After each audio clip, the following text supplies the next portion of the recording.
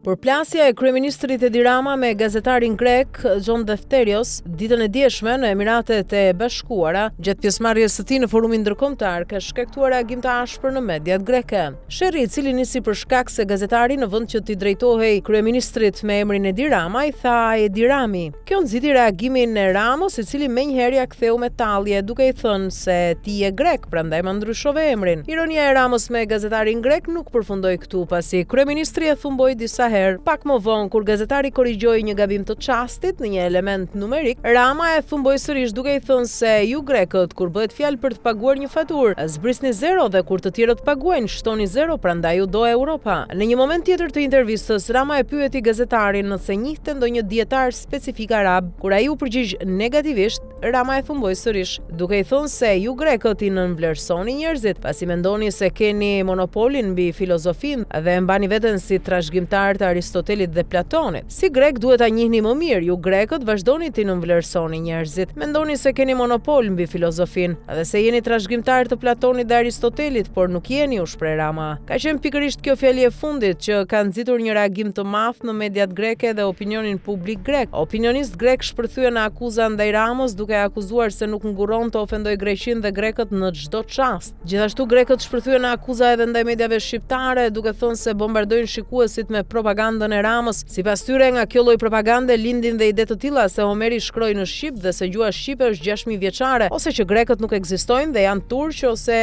etiopian.